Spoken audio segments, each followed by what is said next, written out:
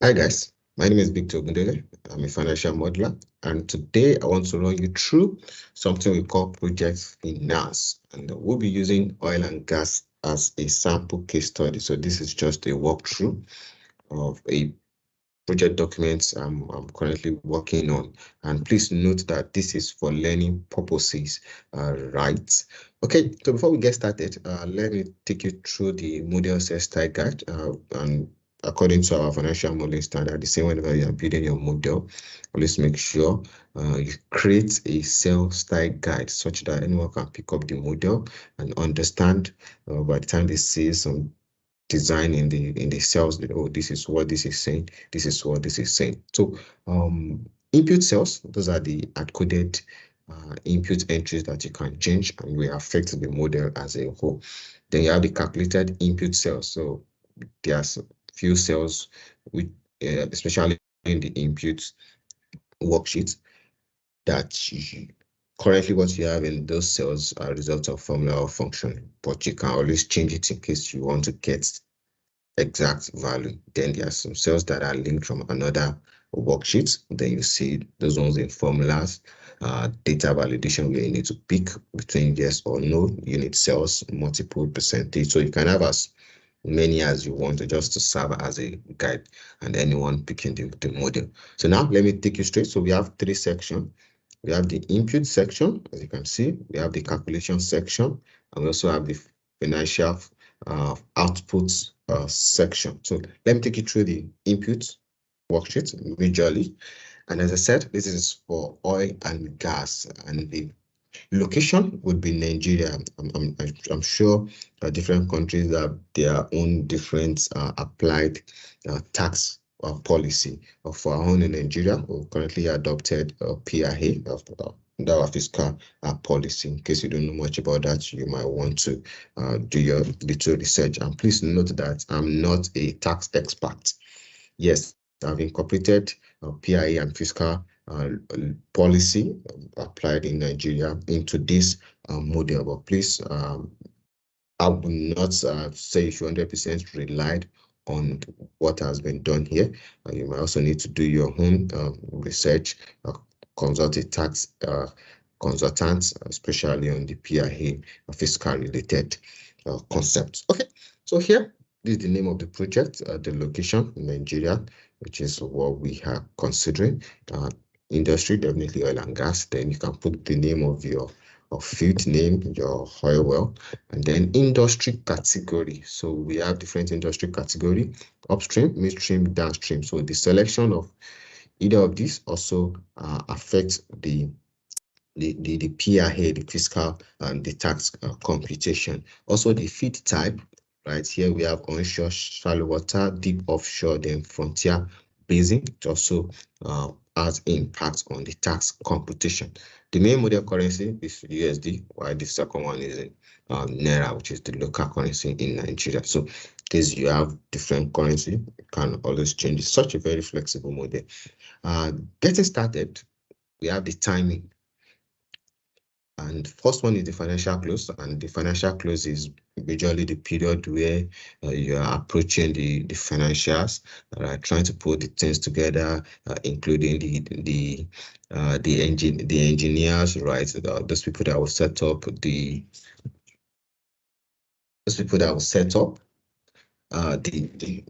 oil well. All right. So during this period, you're trying to interact with the investors, meet with the funding institutes, and as such, most times it can take 3 months, can take 6 months. In fact, sometimes it can take a year.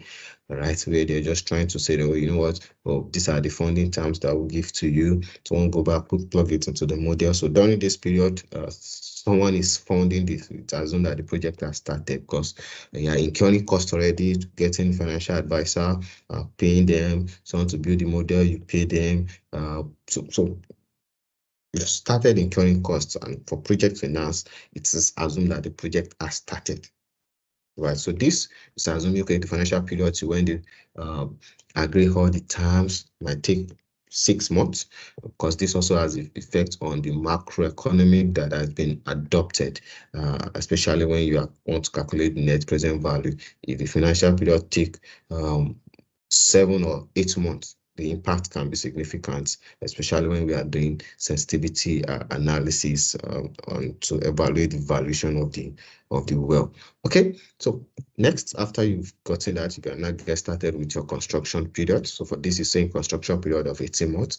There's some cases where you can have delay period, also have significant, it has significant impact on evaluating the viability of the project. Yes, I've built a model where the construction period delay, the financials was so keen on it that, you know what, I want a scenario where the construction will be delayed for approximately 6 months, and the impact of forecast macroeconomic assumption, that alone actually make the business NPV to be negative.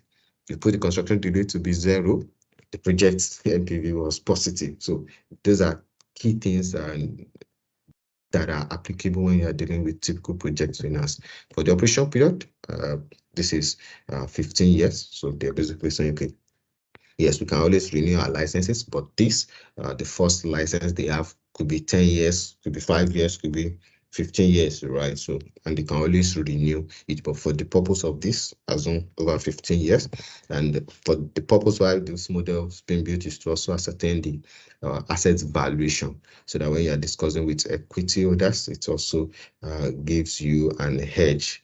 All right, based on your own contribution and what you'll be giving to them. Then the whole discussion about the distribution of net available cash after you settle all financial obligations, right? So as we know that project finance, it is the cash that you generate from the project that you use in settling every obligation, right? Okay, so here we have a timing outline. So we have the financial period, then you have the construction period, and you have the operating period. So you want to be able to see it on each of the timeline, on date timeline. So, oh, this is the operation, this is the construction period, and that is the operation period. And here we just have the general timing, model start dates, days in a month, month in a year. So these are all inputs, because you would definitely be needing them in your calculation. So semi-annual, month in semi-annual. And here just so building flexibility. For example, you can change between your forecast period. If you want it to be over 10 years, all right, you can change it to 10 years. If you want it to be 15 years, you can change it to 15 years. So based on different terms, I know most time while we're evaluating a typical project like this, we usually, I think 10 years mostly, right? Because by the time you're extracting it into your presentation documents, you just don't want to be showing figure spread here and there. Most times for typical private financials institutes, they usually prefer that. I'm not sure they want to give you a loan more than 10 years, right? So most times at least 7 years, 8 years, then it's all these bank of industry, like a governmental establishment that can give you a loan of a typical longer period. So here, unit division. If you want to view the value in thousands, the billions, you can just with a switch of button. Then the currency, you can switch between naira and dollar. So at times the assets might not be your own 100%. Maybe you're also sharing it with someone, so you can put this here. This is assuming that, you know what, you're not the 100% ownership of this oil well that we are valuing. So yours is just 50% of it, because this affects everything in the model. Taking it further, take a look at a macro economic assumption, because this is very, very important when we are dealing with project finance and trying to evaluate the viability of it. And yes, so we have costs being stated in both real and nominal. In case you don't know much about that, you might want to do your economic little research, right? Then applicable inflation basis. So you have the base inflation, you also have the forecast inflation. So macroeconomic is a whole concept in project finance, and you need to understand it. Right. So here we have different sources: Nigerian rate, EIU, EMIS. You're using the dollar. You also have that, and you can have some input cost increments based on management, or you can decide to have a constant rate as based on management. So I think this is almost how many scenarios that can be applied. 6 scenarios that can be applied on the macro economic for the cost. The same thing for the price, right? There are cases where you are saying, hey, my cost is increasing at the inflation rate, my price should also increase as such. So you know what? Yes, price is being driven by markets, so might not apply the same rates. So maybe you are saying, okay, you know what, price will be driven by a different scenario, different driver, and not the inflation. So you can check that, you can see those scenarios. So very switch button with model. So base inflation, forecast inflation, and here you can see the different scenario rates from so those are pricing incremental factor, and here you can see constant rate and agreed rate. But as a typical project finance, there's always more like off-taker agreement that's usually being signed, right? And secondly, considering oil and gas is a global market, which means you are not the main driver of it. It is what is prevailing in the global market that we apply. So this, and most times, as I said, off-taker agreement, financial agreement, we say, okay, you know what, put the model at $60 per barrel. And if the project is viable and can meet its financial obligation, they are fine, they will be able to fund it. Right, so that's why most times you can see that this has been set to 0. For the currency switch, consider 3 different sources: EIU, LBN Quest, FCMB. We got the NAFEX data from there. Then you have the PPP, which is the PIA and HE. So this is Nigeria, as I said. Your home country, you might have a different applicable one, but for this, we've considered the purchasing power parity in forecasting the currency exchange. So you have the depreciation rates, the max FX forecast. So because your local currency might not be doing well against USD, and as such, you are saying between few years, your max FX, considering this is a very long-term project, your model is, your FX is showing almost over just excessive value, and that will show like that will impact your revenue that you forecast. So as such, most times you can say, you know what, this is the max exchange rates that this should be over this forecast period. On the part of the tax, we have, as I said, applicable to the first switch that we checked while we started the run through of the model. Tax rate, we have hydrocarbon tax rate and we have company tax rates. So this based on our PIA. And then we also have other applicable tax. So you can see your HCD, TF, and NDDC levy. And then we have a tertiary tax rate as well. So 2.5, I think was being increase to 3% or so. So you can see for each of these. Then you have your CPR limits. Yeah, don't be surprised with all this time. As I said, you might need to do your personal research to be able to understand for some of these. Now, production-based royalty on oil and so oil or content. Okay, I think that's correct. Okay, there may be a spelling error. Let me leave that. Okay, so now selected feed type. You have the onshore, right? And saying this is the percent that is applied based on your production, your BOPD, right? Variable oil production, and on the mean and on the high. So if it's between 1 to 5,000 barrel of oil per day, this is the output percent that you will need to apply. So you can see based on different level. Then you also have based on different feed type. If it is based on onshore, if it's for shallow water, right, this is what is applicable, the rate as stated in the PIA. So as I said, I'm not a tax expert. I can be right, I can be wrong. Please don't take this as 100% correct. This is just for learning purposes. You might need to do your own research or consult a tax expert. Then frontier basin, as you can see, as applicable to them based on their production. They also have, so that's production, that's production-based royalty. Then we also have price based royalty for oil and condensate. Okay, yes, now this is correctly spelled. Don't mind me. Because I was surprised when I saw that then this, or what's this? Okay, consent. Okay.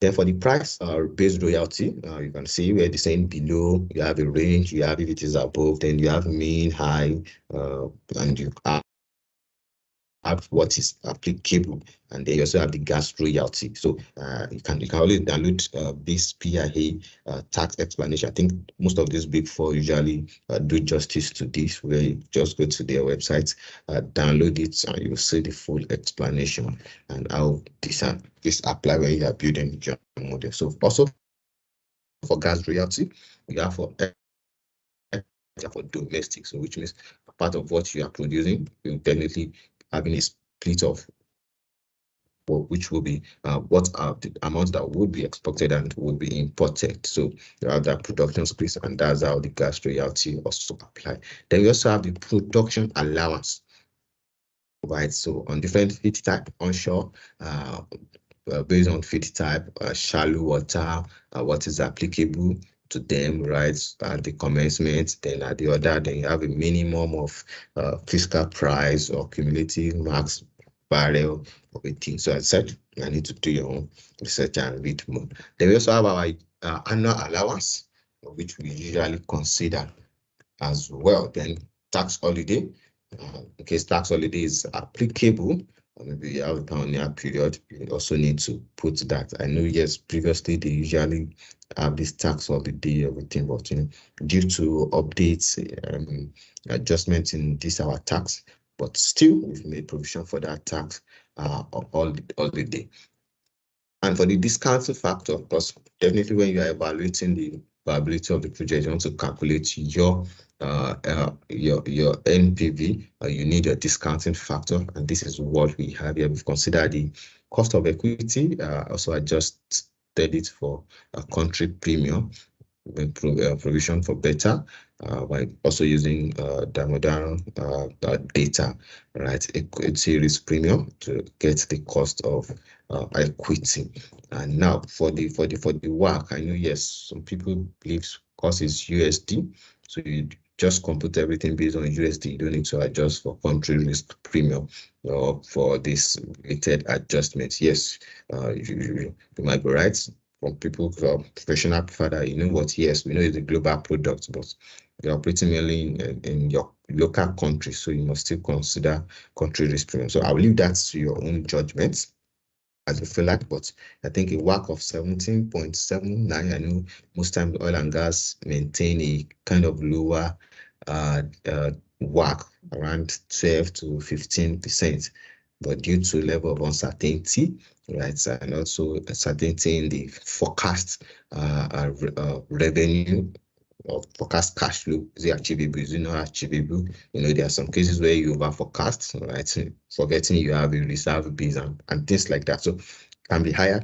than that, it can be lower than that. So this is what we have on the macro assumptions, which includes your fiscal, right, your main macro data, cost incremental factor, and pricing incremental factor. So in the next video, I will run us through the operation assumptions, which include the oil production, the reserve, the different scenario in prices. We'll take a look at the capex and also the funding.